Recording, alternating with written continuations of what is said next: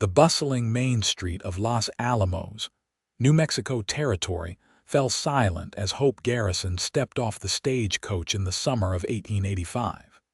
Standing barely 5 feet tall in her worn traveling boots, she clutched her single valise while whispers rippled through the crowd. The journey from Boston had left her exhausted, but determination kept her spine straight as she surveyed what would become her new home.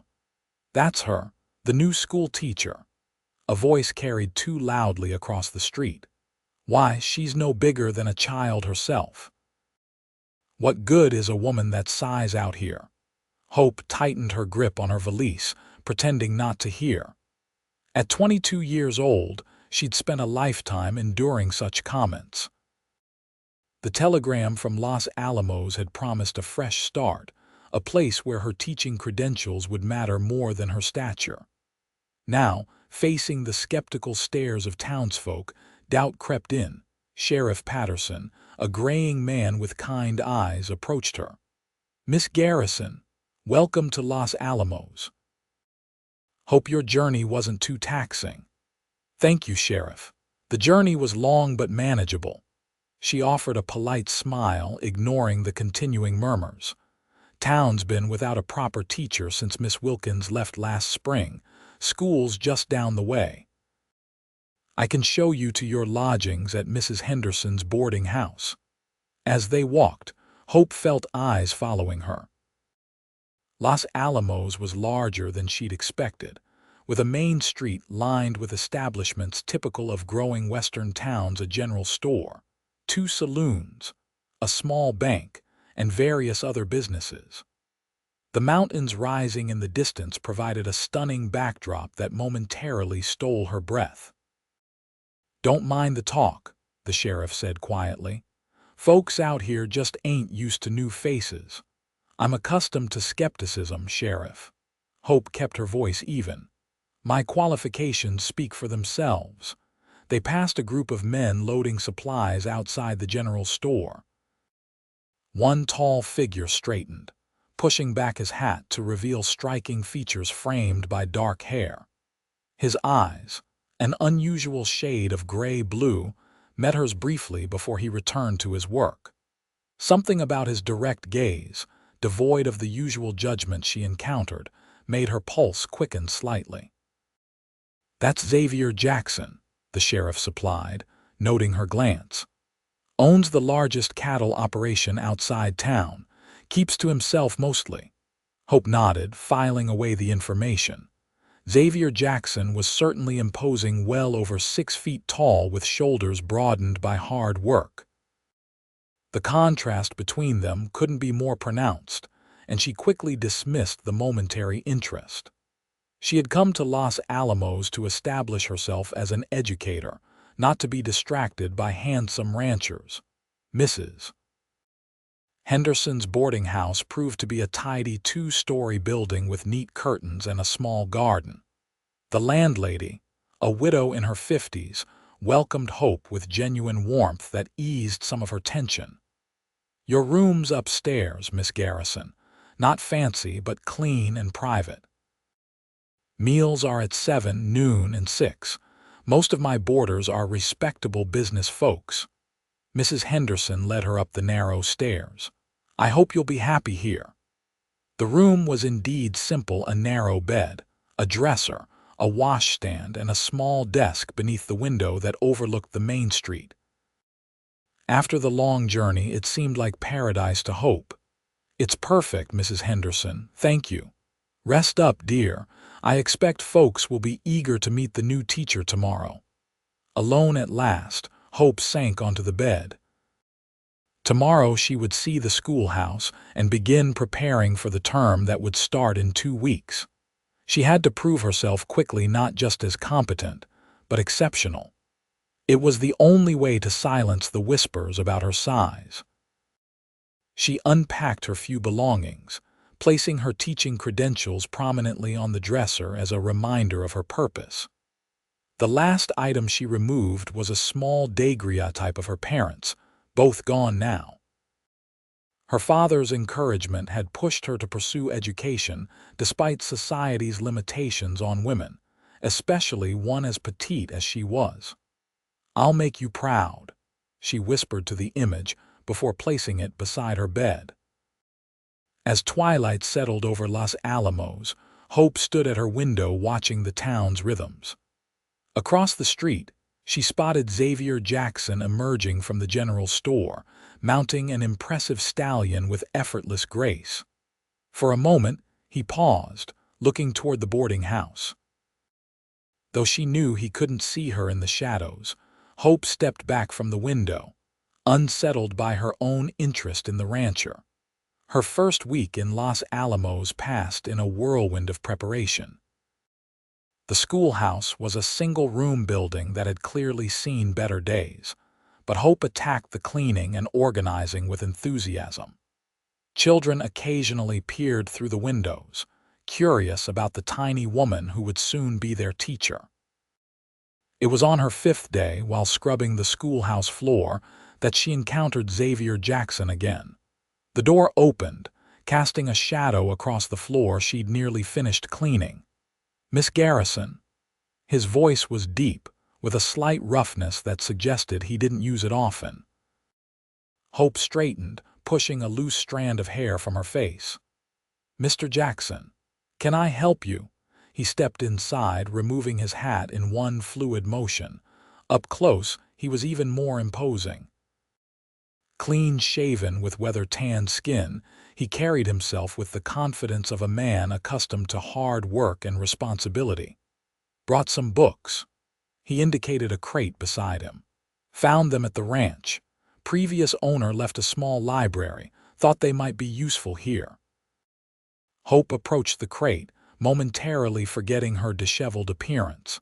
Inside were several dozen volumes: literature, history, even some science texts. Her eyes widened in delight. "These are wonderful, Mr. Jackson. The school's resources are quite limited. This is incredibly generous." A slight smile softened his features. "Education matters out here, more than some folks realize." He glanced around the room. "You've made progress." "There's still much to do," Hope said, suddenly conscious of how small she must appear to him on her knees scrubbing floors. "But it will be ready for the children when term begins. You need help with those shelves." He nodded toward the high bookcases along the wall. "Seem a stretch for you." The comment stung, though she knew he hadn't meant it unkindly. "I've managed thus far, Mr. Jackson." "I brought a stepping stool." He studied her for a moment, then nodded. "Not doubting your capabilities, Miss Garrison, just offering assistance." Something in his tone, the absence of condescension she was so accustomed to hearing, made her reconsider. "Perhaps. The top shelf could use an organizing hand, if you have the time." For the next hour, they worked together in companionable silence, arranging books and discussing which might be appropriate for different age groups. Hope was surprised by Jackson's knowledge of literature and his thoughtful comments about educational approaches. "You seem well-versed in education for a rancher, Mr. Jackson," she observed as they finished. "Had good teachers growing up in Virginia. Before the war." His expression closed briefly. "Believe in the power of learning." "Your ranch, is it far from town?" Hope asked, changing the subject. 5 miles east, Triple J Ranch." He replaced his hat. "My foreman's son will be in your class, bright boy, Tommy Mills. I look forward to teaching him." Hope walked with Xavier to the door. "Thank you again for the books. They'll make a tremendous difference." He paused at the threshold, looking down at her with an expression she couldn't quite read. "Town's been hard on you." It wasn't a question. Hope stiffened slightly. "I'm accustomed to proving myself, Mr. Jackson." "Shouldn't have to." He held her gaze. "Your worth isn't measured by your height, Miss Garrison." Before she could respond, he tipped his hat and strode to his horse. Hope watched him ride away, unsettled by how accurately he had read the situation, and by how much his support meant to a woman who prided herself on self-reliance. The school term began with 28 students ranging from 6 to 16 years of age. Hope had spent hours planning how to manage the different educational levels, and her thorough preparation paid off. By the end of the first week, even the most skeptical parents had to admit that the diminutive teacher knew her business. Still, not everyone was convinced. At the general store one Saturday, Hope overheard Mrs. Whittaker, mother of 3 students, speaking to the shopkeeper. "She's trying, I'll give her that, but really how can someone so small command respect? My Albert says the older boys are already planning mischief. It's just a matter of time before she's overwhelmed." "Your Albert might be surprised," came a familiar voice. Xavier Jackson stood nearby, selecting supplies. "Saw her handle the Carson boy yesterday when he was giving trouble. Quiet authority works better than shouting." Mrs. Whittaker flushed. "Mr. Jackson, I didn't see you there." Evidently. His tone was mild but carried an undercurrent of reproach. "Miss Garrison has more education and capability than most in this town. Size doesn't dictate competence, Mrs. Whittaker." Hope quietly completed her purchases, pretending she hadn't heard. Outside, Jackson caught up with her. "Don't need to fight your battles," he said without preamble, "but ignorance irritates me." Hope looked up at him, shielding her eyes from the autumn sun. "Thank you, but defending myself is nothing new, Mr. Jackson." "Xavier," he corrected. "Mr. Jackson was my father." "Xavier then," she smiled slightly, "and I'm Hope." "Hope," he seemed to test the name, "suits you." They walked together toward the boarding house, Hope taking 2 steps for each of his long strides. "How is Tommy doing in class? He's quite advanced in mathematics. He mentioned you've been giving him extra problems to solve. He needs the challenge." "Actually, I was hoping to speak with you about the possibility of adding more advanced texts to our library. Several of the older students show significant promise." Xavier considered this. "I'm heading to Santa Fe next month. Could look for books there." "That would be wonderful." "I can provide a list." "Miss Garrison." A young voice interrupted them. Billy Thompson, one of her students, ran toward them, face flushed with excitement. "Miss Garrison, Pa says I can join the spelling competition if you think I'm ready." Hope smiled at the 9-year-old's enthusiasm. "We'll work on your practice words, Billy. I think you have an excellent chance." The boy beamed, then suddenly seemed to notice Xavier. His expression turned to awe. "Afternoon, Mr. Jackson, sir." "Billy." Xavier nodded solemnly. "Heard you've been doing well in school." "Yes, sir." "Miss Garrison says I have a gift for history. Good subject.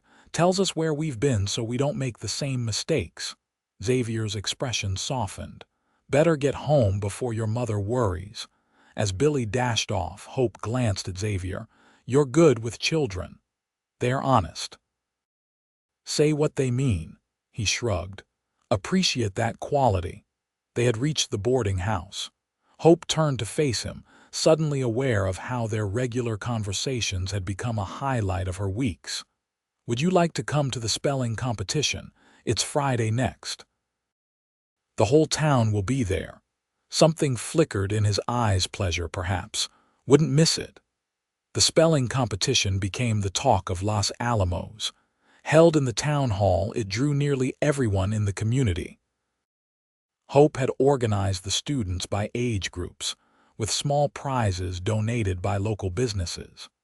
To her surprise, Xavier had contributed a handsome set of illustrated classics for the senior group winner. The evening was a success, showcasing the students' progress and, by extension, Hope's teaching abilities. Even Mrs. Whittaker grudgingly complimented her afterward. But the moment that remained with Hope came at the end, when Xavier approached her while she was gathering her materials. "You've accomplished something significant here," he said quietly. "Those children respect you, the parents too, whether they admit it or not. It's a beginning, Hope acknowledged, feeling a warmth spread through her at his words. There's still so much more I want to do. School board meeting next week, Xavier said. Here they're considering funding for additional supplies. You should attend. I wasn't invited. You're the teacher. Don't need an invitation to advocate for your students. His directness was refreshing. I'll be there. Have some influence with certain members. Hope studied him, curious. Why are you helping me, Xavier? He seemed surprised by the question. Because you're making a difference, and because... He paused, searching for words. Because this town's lucky to have you, whether they realize it yet or not. Something shifted between them in that moment, a recognition of shared values and mutual respect that felt increasingly like friendship. Or perhaps something more, though Hope quickly suppressed that thought. The school board meeting proved to be a turning point. Hope presented a clear, compelling case for additional resources, including scientific equipment and expanded library materials. When objections were raised about cost, Xavier quietly mentioned that several successful ranchers, himself included, would be willing to contribute. Investment in education is investment in the future of Los Alamos, he stated firmly. Miss Garrison has proven herself more than capable of putting such resources to good use. The motion passed, and afterward, several board members who had previously been dismissive approached Hope with newfound respect. That went well, Xavier commented as they walked out into the crisp November evening. Thanks to your support, Hope replied, though I suspect some voted in your favor rather than mine. Results matter more than reasons sometimes. His hand briefly touched her elbow as they navigated a muddy patch. Join me for dinner at the hotel, to celebrate.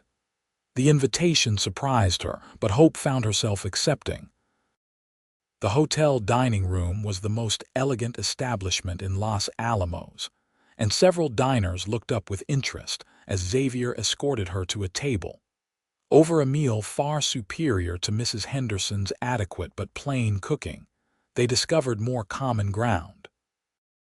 Xavier had traveled extensively before settling in New Mexico territory. He spoke about his time in Europe following the Civil War, his brief career as an engineer, before inheriting money from an uncle and purchasing the ranch. Why cattle ranching?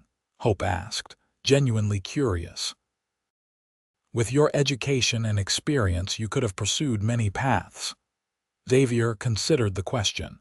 After the war, needed open spaces, room to breathe, cities felt confining. He studied her across the table. What brought you west? Boston has excellent schools. Hope traced the rim of her water glass. Similar reasons, perhaps. I wanted somewhere I could define myself by my abilities, not my limitations, real or perceived. Your size. Yes, she met his gaze directly. I've been called little lady and child my entire adult life. Patted on the head literally and dismissed. Even with top marks from normal school, Boston principals saw me as a curiosity at best, a liability at worst. Their loss, Xavier said simply.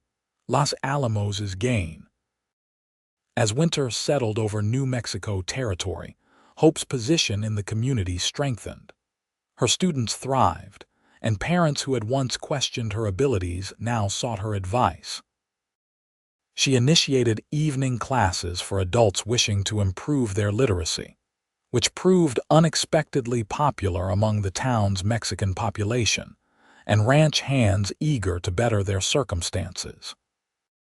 Xavier attended these sessions occasionally, ostensibly to transport his workers, but Hope noticed he often lingered, contributing to discussions about literature or history.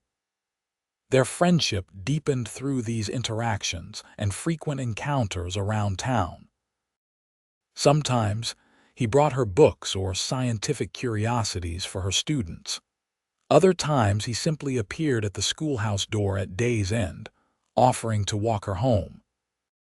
Hope found herself increasingly aware of his presence, the way he moved with controlled strength, how his rare smile transformed his serious face, the respectful attention he gave to her ideas. She tried to dismiss her growing feelings as simple gratitude for his support, but her racing heart whenever he appeared suggested otherwise. Christmas approached, bringing excitement to the schoolchildren and a week-long holiday. The town planned a celebration in the town hall, with each family contributing food and entertainment. Hope worked with her students to prepare recitations and carols. The evening of the celebration, she wore her best dress, a deep green wool with modest lace trim. Mrs. Henderson had helped her arrange her light brown hair in a more elaborate style than her usual practical bun. "You look lovely, dear," the landlady said approvingly. "Certain to catch someone's eye tonight." Hope flushed. "I'm simply dressing appropriately for the occasion." Mrs. Henderson's knowing smile suggested she wasn't fooled. "Mr. Jackson has been calling rather frequently. A fine man, respected." "We're friends," Hope insisted, though her heart fluttered at the mention of his name. The town hall had been transformed with evergreen boughs, red ribbons, and dozens of candles. Hope supervised her students' performances, which were received with enthusiastic applause. Afterwards, as people mingled and enjoyed the feast, she found herself momentarily alone, watching the community celebrate together. "You've given them something to be proud of," Xavier's voice came from behind her. She turned to find him looking particularly handsome in a dark suit, his usually wind-blown hair neatly combed. "They did all the work," she demurred. "I merely guided them. Don't diminish your role." His eyes held hers. "It's not just the children. The whole town has changed since you arrived." Before she could respond, Mayor Collins called for attention, raising his glass for a toast. "Friends and neighbors, as we celebrate this Christmas season, let's recognize some who have made this year special for Los Alamos. To Sheriff Patterson, keeping peace." Cheers followed. "To Doc Wilson, tending our ailments." More applause. "And to our new schoolteacher, Miss Garrison, who, despite initial concerns," he paused with a chuckle, "has proven that good things indeed come in small packages." Laughter rippled through the crowd, mostly good-natured, but the words stung nonetheless. Hope maintained her smile, accepting the toast graciously, but Xavier noticed her discomfort. As the music started and couples moved to dance, he leaned close. "Let's get some air." Outside, the night was clear and cold, stars brilliant above the mountains. Hope took a deep breath, letting the cool air calm her irritation. "He meant it as a compliment," she said finally. "I know that. Doesn't make it right." Xavier's voice held a quiet anger. "Always defining you by your size, as if that's your most important quality. It's what people see first." Hope shrugged, trying to appear philosophical. "I've learned to accept it." "Shouldn't have to accept it." He turned to face her. "You know what I see when I look at you, Hope." The intensity in his eyes made her breath catch. "What do you see?" "Strength, intelligence, compassion, someone who fights for what matters without compromising her principles." His voice softened. "Someone beautiful inside and out." The words hung between them, more intimate than any they'd shared before. Hope felt suddenly vulnerable, her carefully constructed professional facade threatening to crack. "Xavier, Miss Garrison." Tommy Mills appeared in the doorway. "We're about to sing the carols." "You promised to play the piano." The moment broken, Hope stepped back. "Of course, Tommy, I'll be right there." As she moved to follow her student, Xavier touched her arm lightly. "Saved you a dance, when you're finished playing." The remainder of the evening passed in a blur of music, laughter, and shared joy. When Hope finally relinquished the piano to Mrs. Peterson, Xavier appeared at her side, offering his hand for the promised dance. As they joined the other couples, Hope was acutely aware of their physical contrast, his tall, powerful frame and her small one, but for once, the difference didn't feel like a disadvantage. "Never properly thanked you," Xavier said as they moved to the music. "For what, Tommy?" "His father says he talks of nothing but school now, plans to attend college someday." Pride colored his voice. "Your influence. He's a naturally gifted student. I merely encouraged what was already there." Hope smiled up at him. "You care deeply about him." "His father's been with me since I started the ranch. Family of sorts." Something vulnerable flickered in his expression. "Never had children of my own." "You would be a wonderful father," Hope said without thinking, then blushed at the personal observation. The dance ended, but Xavier kept her hand in his. "Walk you home." Outside, snow had begun to fall, dusting the streets with white. Xavier placed his coat around Hope's shoulders despite her protests. "I'm not fragile, you know," she said, though she appreciated the warmth of the garment that enveloped her like a blanket. "Knowing someone's strong doesn't mean you can't offer comfort." He glanced down at her. "Accepting help isn't weakness, Hope." They walked in comfortable silence, their breath forming clouds in the cold air. At the boarding house steps, Hope reluctantly removed his coat, returning it with a smile. "Thank you for the dance, and the conversation."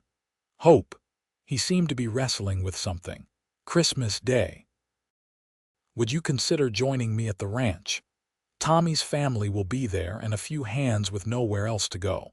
Nothing fancy, but—" "I would like that very much," she answered, her heart lifting at the invitation. "I'll come for you at noon." He hesitated, then bent and gently kissed her cheek. "Merry Christmas, Hope." His lips were warm against her cold skin, the brief contact sending a cascade of feelings through her. "Merry Christmas, Xavier." As she watched him walk away through the falling snow, Hope acknowledged what she'd been denying for weeks. She was falling in love with Xavier Jackson, a man so different from herself in every physical way, yet so aligned with her in values and vision. The realization was both exhilarating and terrifying. Christmas Day at Triple J Ranch revealed aspects of Xavier's life Hope had only glimpsed before. The main house was surprisingly elegant, a large, well-built structure combining practical ranch functionality with touches of refinement. Books lined the walls of his study, and artwork, much of it depicting Western landscapes, adorned the public rooms. "This is beautiful," Hope said, admiring a painting of mountains at sunset. "You've created a real home here." "Took time," Xavier admitted, watching her explore the room. "Ranch was barely functioning when I bought it. House was half this size." Tommy and his parents arrived, along with 5 ranch hands who had nowhere else to spend the holiday. Hope was touched by the easy camaraderie between Xavier and his workers, the way he insisted they all dine together at the long table in the dining room.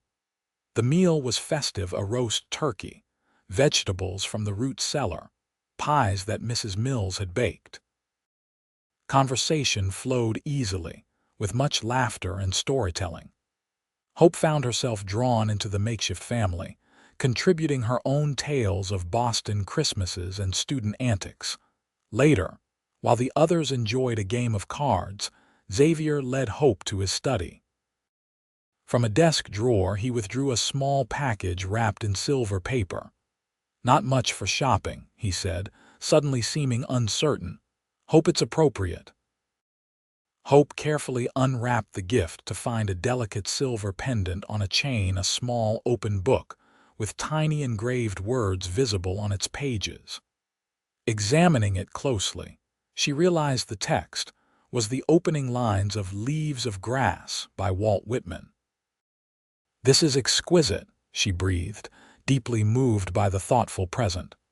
"How did you know Whitman is one of my favorites? Noticed which books you recommended most passionately." He looked pleased by her reaction. "There's a jeweler in Santa Fe who does custom work. Had it made last month." I love it, truly. She hesitated, then withdrew a small package from her pocket. I have something for you as well, though it seems inadequate by comparison. Xavier opened the gift carefully, revealing a finely crafted compass in a brass case. Inside the lid, she had asked the shopkeeper to engrave, "To guide your journeys, with gratitude and affection, Hope." "Perfect gift," he said, his voice rough with emotion. "Thank you." Their eyes met, and Hope felt the atmosphere shift between them. Xavier moved closer, his height requiring him to bend considerably to meet her gaze directly. "Been wanting to say something," he began, uncharacteristically hesitant. "Not good with words outside of business." "You can tell me anything," Hope encouraged, her heart racing. "These past months, getting to know you." He took a deep breath. "Changed how I see things, changed me." "How so?" she asked softly, was content before. Ranch doing well, respected in town. Thought that was enough. His eyes held hers intently. "Now I know it isn't. Not without someone to share it with. Someone who challenges me, makes me think, makes me want to be better." Hope could scarcely breathe as he continued. "Your strength amazes me, Hope. How you face down every doubt, every dismissal. How you care for those children like they're your own." He took her hand gently. "No, there's a significant difference between us physically. Probably seems absurd to some. But when I'm with you, it feels right, like puzzle pieces fitting." "It doesn't seem absurd to me," Hope whispered. "Not at all." Xavier's expression lightened. "May I kiss you, Hope Garrison, please?" she answered, rising on tiptoe as he bent down. Their first kiss was gentle, almost hesitant, but filled with genuine emotion that had been building for months. When they parted, Xavier's smile transformed his usually serious face. "Been wanting to do that since the spelling competition," he confessed. Hope laughed. "That long? I've wanted to since you brought those books to the schoolhouse." He tucked a strand of hair behind her ear. "We should return to the others, but hope this conversation isn't finished." "I should hope not," she replied with newfound boldness. "It feels rather like it's just beginning." The new year brought changes to Los Alamos and to Hope's life. Her relationship with Xavier blossomed, though they maintained discretion out of respect for her position. They saw each other several times a week, sometimes at school events, sometimes for private dinners at the hotel, occasionally for rides across the ranch's expansive landscape when weather permitted. February brought a severe snowstorm that closed the school for 3 days. Cabin fever drove Hope to bundle up and venture out once the worst had passed. The town looked transformed under its white blanket, peaceful in the afternoon sunlight. As she walked carefully along the cleared portion of the main street, a group of men emerged from the saloon. One called out mockingly, "Look there, boys, it's the tiny teacher." Nearly missed her in the snow drift. Laughter followed, fueled by alcohol and idleness. Hope ignored them, continuing her walk with dignity. "Hey, little lady," another voice called. "Need a real-sized man to keep you warm these cold nights." Hope tightened her resolve not to engage, but the men moved to intercept her path. The leader, a drifter who'd been hanging around town for weeks, stepped directly in front of her. "Where you hurrying to? We're just being friendly." His breath reeked of whiskey. "Maybe you need someone to walk you home. Please step aside," Hope said firmly, meeting his gaze without flinching. "Ooh, she's got spirit for such a little thing," he grinned, looking back at his companions. "What do you think, boys?" "Reckon she's even big enough to finish that sentence and regret it." Xavier's voice cut through the tension. He approached from the direction of the general store, his expression thunderous. The drifter turned, belligerent at first, then faltering as he registered Xavier's size and the cold fury in his eyes. "Just having some fun, Jackson. No harm intended. Miss Garrison deserves your respect." Xavier's tone left no room for argument. "All of you move along. Now." The men shuffled away, muttering but unwilling to challenge Xavier directly. He turned to Hope, concern replacing anger. "Are you all right?" "I'm fine," she assured him. "Nothing I haven't heard before." "Shouldn't have to hear it at all." He offered his arm, which she took gratefully. "Where were you headed?" "Nowhere in particular. Just needed fresh air after being confined." She glanced up at him.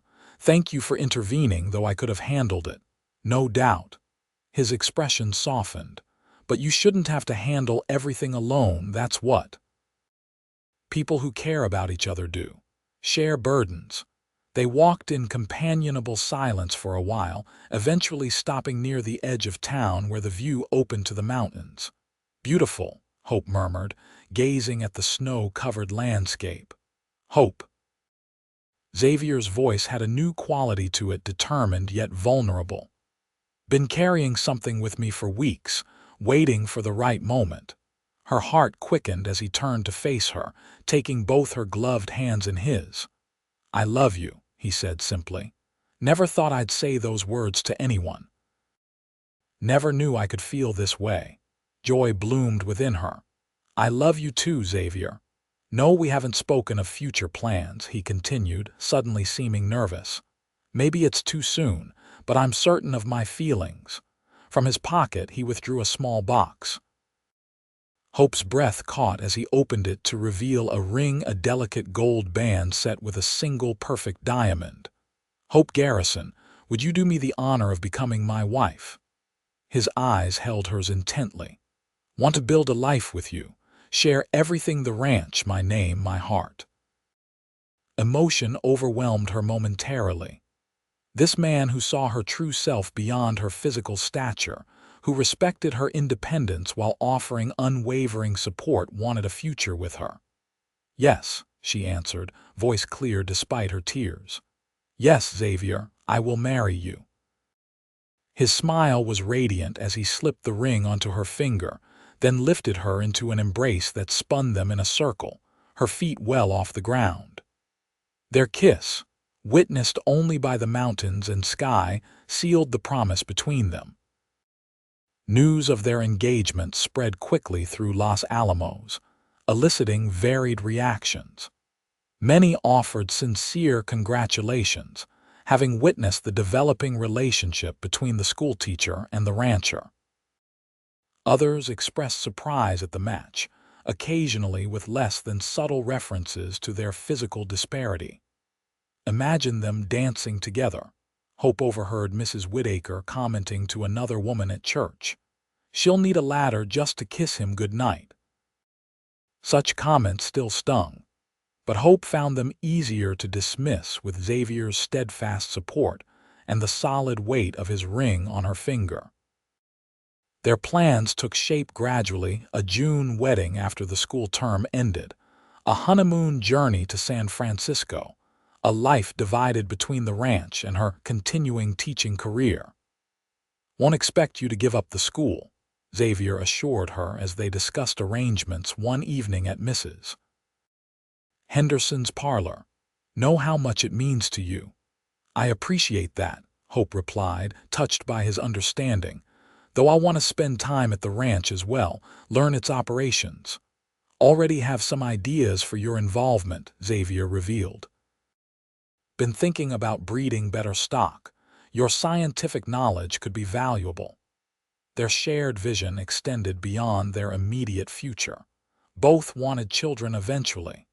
Both believed in contributing to the community's development. Xavier spoke of possibly running for territorial legislature to advocate for education and infrastructure. Hope dreamed of establishing a proper high school in Los Alamos. Spring arrived with its promise of renewal, transforming the landscape with wildflowers and fresh green. Hope's days were full with teaching, wedding preparations, and weekend visits to the ranch, where she was gradually making the main house reflect their combined tastes. It was during one such visit in late April that disaster struck. Hope was in the kitchen with Mrs. Mills, learning to make Xavier's favorite cornbread when Tommy burst through the door, face pale with fright. "Fire at the south pasture," he gasped. "Pa and Mr. Jackson are trying to move the cattle. It's spreading fast with the wind, Hope and Mrs. Mills rushed outside to see a plume of dark smoke rising in the distance. Ranch hands were saddling horses, grabbing water barrels, preparing to fight the blaze. "Should we go help?"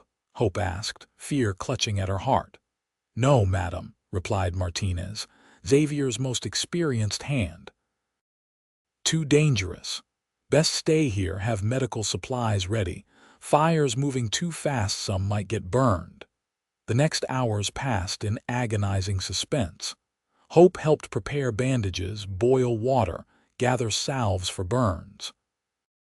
All the while, the smoke column grew, visible evidence of the threat to the herd and to the men fighting to save it. Late afternoon brought the first wounded back to the ranch house, 2 young hands with minor burns and smoke inhalation. From them came scattered reports. The fire had started near the property line, possibly from a campfire left by travelers. The wind had pushed it through dry grass faster than a horse could run. Men were cutting fire breaks, trying to divert the flames from the main herd. "What about Xavier?" Hope asked, cleaning a burn on a young cowboy's arm. "And Mr. Mills?" "Still out there, madam," he coughed.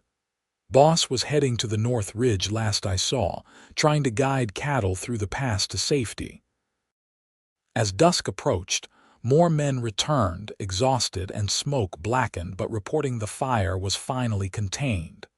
Hope's relief turned to renewed anxiety when Mr. Mills arrived without Xavier. "Where is he?" she demanded, helping the foreman to a chair. Mills shook his head wearily. "We got separated. Last I saw, he was heading back to check for strays in the east section. Martinez and some others went looking."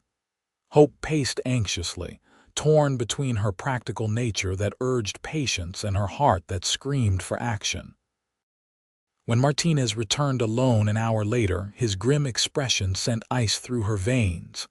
"Found his horse," the hand reported quietly. "Spooked by the fire, came back riderless. We're still searching, but it's full dark now."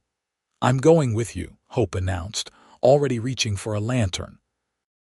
"Miss Garrison, it's too dangerous," Martinez protested.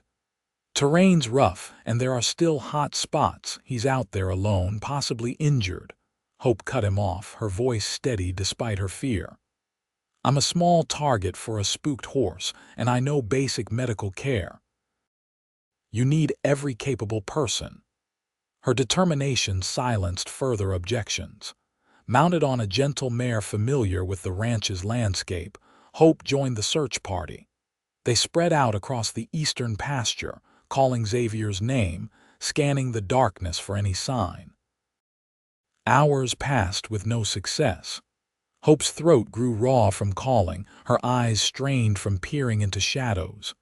Fear threatened to overwhelm her, but she pushed it aside, focusing instead on methodical search patterns. It was past midnight when she heard a faint response to her call, so distant she initially thought she'd imagined it. She signaled to Martinez with her lantern, then guided her horse toward the sound. "Xavier," she called again, hope surging as a clearer reply came. She found him in a shallow ravine, his leg pinned beneath a fallen tree that had apparently been weakened by the fire. Despite his pain, his first words were of concern for her. "Hope, what are you doing out here?" "Too dangerous." "Hush," she interrupted, quickly dismounting and assessing his condition. "We've been searching for hours. How badly are you hurt?" "Legs trapped, not broken, I think." His voice was hoarse from smoke. "Horse bolted when the tree came down, couldn't free myself." Hope signaled the others with shots from the revolver Xavier had insisted she carry. While waiting for help, she gave him water and checked for other injuries, relieved to find none serious. Quite the adventure for a schoolteacher. Xavier managed a weak smile, his face illuminated by her lantern. "I'd prefer less exciting pastimes," she replied, smoothing his hair from his soot-streaked forehead. but I'd search all night and longer if necessary. His hand found hers. My brave Hope, always defying expectations. When Martinez and the others arrived, it took their combined strength to lift the tree and free Xavier. The journey back to the ranch house was slow and careful, with Xavier riding double with one of the stronger hands. Doc Wilson, summoned from town, confirmed no bones were broken, though Xavier's leg was badly bruised and he had breathed considerable smoke. Rest for at least a week, the doctor ordered. No riding, no strenuous activity. You're lucky, Jackson. I know, Xavier replied, his eyes finding Hope's across the room. In the days that followed, Hope divided her time between the schoolhouse and the ranch, where she nursed Xavier with gentle determination. His initial impatience with convalescence gradually gave way to appreciation for their time together. Never been tended like this, he admitted one evening as she changed the bandage on a burn on his forearm. Not since childhood. You've been alone too long, Hope said softly. As have I. Not anymore, he caught her hand, pressing a kiss to her palm. That night, trapped under that tree, thinking I might not make it back to you, clarified everything. How so? Hope asked, settling beside him on the sofa. Life is fragile, unpredictable. His expression was earnest. Made me certain we shouldn't wait, don't want to lose a single day we could have together. Hope's heart quickened. What are you suggesting? Marry me sooner, next week when I can stand without wincing. His thumb traced circles on her hand. Small ceremony, just us and close friends. Can still have the big celebration in June if you want, joy bubbled through her. Yes, I'd marry you tomorrow if we could. That's settled then. His smile was tender as he drew her closer. One condition, though. What's that? You let me tell Murphy exactly why he's wrong when he makes those ridiculous comments about our height difference. Hope laughed. I've learned to ignore such things. Xavier's expression grew serious. That's just it, Hope. You shouldn't have to ignore it. This town, many of these people, they've defined you by your size for too long, dismissed your capabilities, your strength. It doesn't matter anymore, she insisted. I know my worth, and you see me truly. Yes, I do, his voice softened. Know what I told Mills that day we met. After delivering those books to your schoolhouse, Hope shook her head, said you were the most complete person I'd ever encountered, small in stature but immense in spirit. His eyes held hers. Said you filled every empty space in my heart I didn't even know was vacant. Tears pricked Hope's eyes at the beautiful sentiment. Xavier, it's true, he continued. Before you came, had everything a man could want materially. Successful ranch, respect in the community, but was hollow inside. Didn't realize how much until you showed me what real connection feels like. Their kiss was tender, a promise of the life they would build together, a life where neither would face the world's challenges alone again. They married the following week in a simple ceremony in the town's small church. Hope wore a cream-colored dress that Mrs. Henderson had helped alter, carrying wildflowers gathered from the ranch's meadows. Xavier, still moving carefully but free of obvious pain, looked handsome in a new dark suit. The reception at the hotel dining room brought together the diverse elements of their lives, Hope's students and their parents, Xavier's ranch hands and business associates, friends they had made individually and as a couple. Even Mrs. Whitaker offered seemingly sincere congratulations, though Hope noticed her whispering to her husband when Xavier lifted his new bride for a kiss, demonstrating the strength that made their height difference inconsequential. As twilight fell, they departed for the ranch, now their shared home, in Xavier's carriage decorated with ribbons by Tommy and other students. Hope nestled against her husband's side, contentment washing over her. Happy, Mrs. Jackson? Xavier asked, his arm secure around her shoulders. Completely, she answered truthfully. though I may continue as Miss Garrison at school if you don't mind, for professional consistency."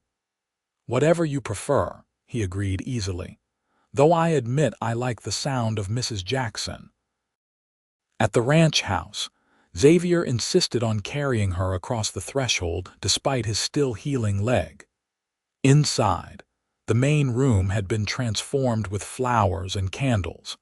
A small table set with wine and delicacies arranged by Mrs. Mills before discreetly departing.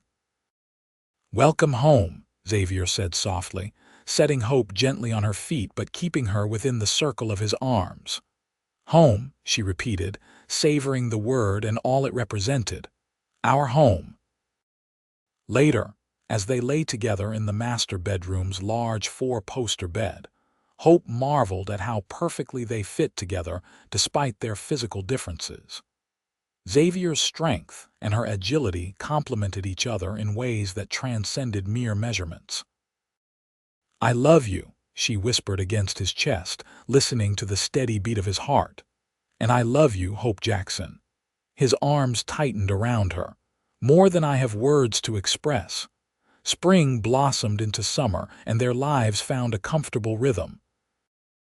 Hope finished the school term with excellent results that silenced even her most persistent critics. Her students presented her with a handmade book of stories and drawings celebrating Mrs. Jackson's first year in Los Alamos, a treasure she would keep forever. Xavier's ranch prospered despite the fire's damage. With Hope's encouragement, he implemented new breeding techniques and experimental crops that promised to increase productivity. They hosted community gatherings that bridged the gap between town and rural residents, building goodwill and cooperation that benefited all. By autumn, there was new joy to celebrate. Hope's subtle morning illness and Dr. Wilson's confirmation brought excited preparations for the baby expected in spring. Xavier's protective instincts intensified, though he tried to respect Hope's continued independence. "I'm pregnant, not incapacitated," she reminded him gently when he fretted about her walking to school. "Women have been having babies since the beginning of time. Not my wife, not my child." His hand rested reverently on her still flat stomach. "Can't help worrying about you both." Hope covered his hand with hers. "We'll be fine. I'm healthy and strong despite appearances." As her pregnancy progressed, Hope did make concessions to her changing body. She reduced her teaching schedule slightly, accepted Xavier's insistence on driving her to and from town in inclement weather, and allowed Mrs. Mills to take over more household management. The baby's impending arrival sparked renewed talk about the couple's size difference. Hope overheard speculation at the general store about whether the child would favor mother or father, and what difficulties might arise if an infant inherited Jackson's build with the mother so small. Such comments reached Xavier's ears through ranch hands who frequented the saloon. His patience finally snapped one evening at a town council meeting when Councilman Murphy made a poorly concealed joke about hoping the baby knows to take after its mother until birth. "That's enough, Murphy," Xavier said, his voice quiet but carrying dangerously. "My wife has endured comments about her size since arriving in Los Alamos. Won't have her motherhood subjected to the same thoughtless speculation." The room fell silent. Xavier rarely spoke at such meetings unless discussing business matters. "Was just making conversation, Jackson," Murphy muttered defensively. "Then find another topic." Xavier's gaze swept the room. "Hope Garrison Jackson has proven herself the most capable teacher this town has seen. She's earned respect, not ridicule. Her size has never limited her accomplishments, her intelligence, or her heart." He stood, imposing in his quiet dignity. "She fills every room she enters with more strength and grace than most could manage in twice her stature. And she filled every empty space in my heart when I thought nothing could." The heartfelt declaration silenced everyone. Hope, seated beside him, squeezed his hand, her eyes bright with unshed tears. "Now," Xavier continued more calmly, "can we return to discussing the water rights issue that actually matters to this community?" The atmosphere in Los Alamos shifted subtly after that night. The thoughtless comments about Hope's size gradually diminished, replaced by genuine interest in her innovative teaching methods and her contributions to ranch management. By the time spring approached, bringing with it the anticipation of their child's birth, Hope felt truly accepted for herself rather than defined by her physical limitations. Robert Xavier Jackson arrived in April 1887, a healthy 8-pound boy with his father's strong features and his mother's determined expression. Despite the concerns some had voiced, Hope's labor, though difficult, progressed normally under Dr. Wilson's care. Xavier remained by her side throughout, his steady presence giving her strength during the challenging hours. "He's perfect," Xavier whispered, cradling their son with careful hands that dwarfed the small bundle. "Has your chin, and your spirit, I'd wager." "Already showing your stubborn streak," Hope countered with a tired smile. "Took his time deciding to join us. The first weeks of parenthood brought expected challenges and unexpected joys. Xavier proved to be a natural father, unafraid of midnight feedings or diaper changes." His large hands became remarkably deft at swaddling their son, and the sight of the powerful rancher softly singing lullabies melted Hope's heart daily. By summer, Hope had recovered fully and established a comfortable routine that allowed her to balance motherhood with limited teaching duties. She brought Robert to school occasionally, introducing him to the educational environment that would surely shape his future. "Going to be smart like his mama," Xavier predicted, watching Hope demonstrate scientific principles to older students while their son observed from a basket on her desk. "And tall like his papa," he added with a wink that acknowledged their ongoing joke. "Whatever his physical attributes, we'll ensure he values character and learning above all," Hope replied. "Just as we do." As Robert grew from infant to toddler, it became apparent he had inherited aspects of both parents Xavier's height and Hope's quick mind.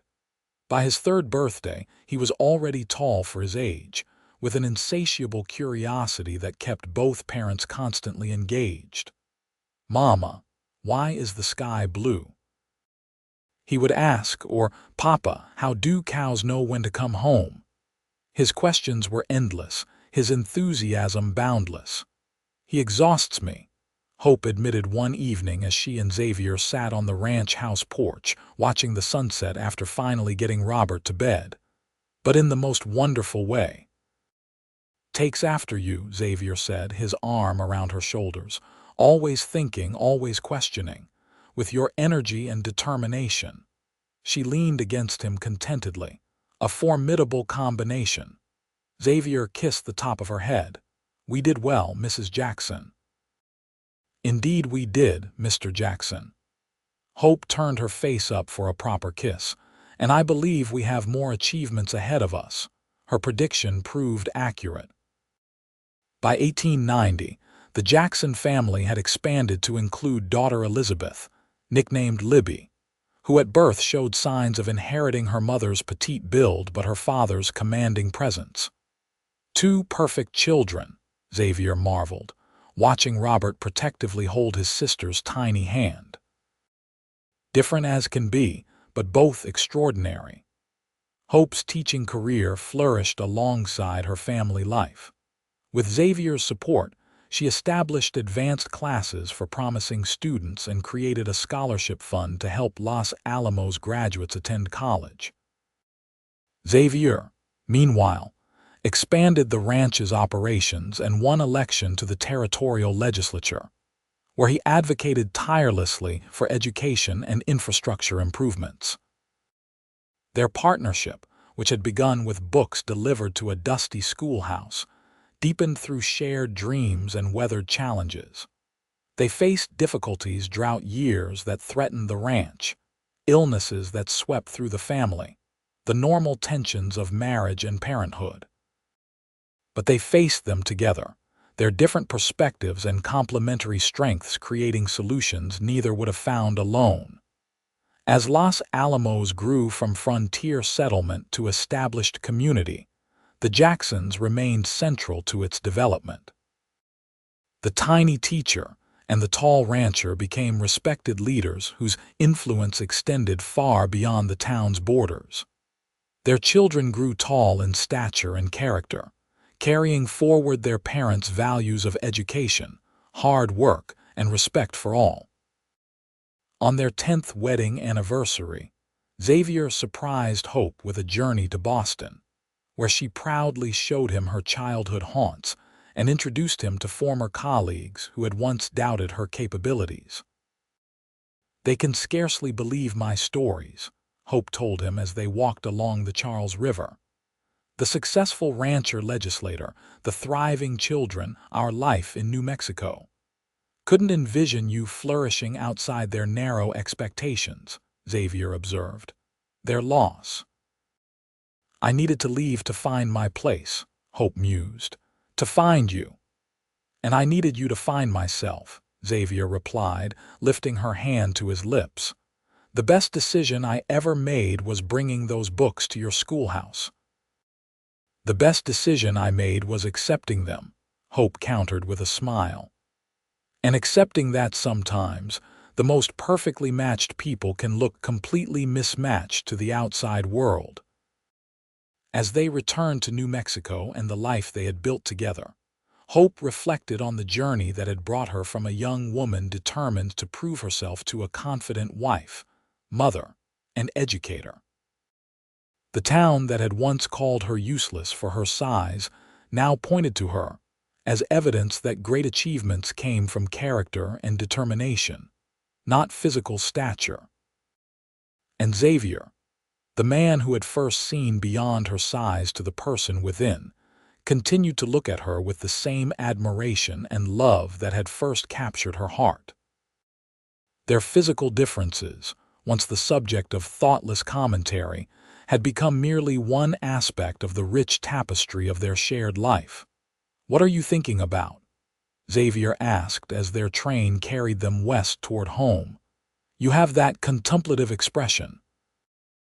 "I was thinking about spaces," Hope replied, taking his hand. "How you once told me I filled every empty space in your heart." "Still do," he affirmed softly. "More completely with each passing year." "And you fill mine," Hope said. "We fit perfectly, you and I, against all odds and expectations." "Not against odds," Xavier corrected gently. "Precisely as we were meant to." As the landscape outside the window transformed from eastern woodlands to western plains, Hope rested her head against her husband's shoulder, content in the knowledge that they had created something rare and precious, a love that transcended physical dimensions, a partnership that elevated them both, a family that embodied their shared values. In Los Alamos, where once she had been judged by her stature alone, Hope Garrison Jackson had found her true measure not in inches or expectations, but in lives touched, minds opened, and hearts changed. And in the love of a man who had always seen her true size was in her spirit.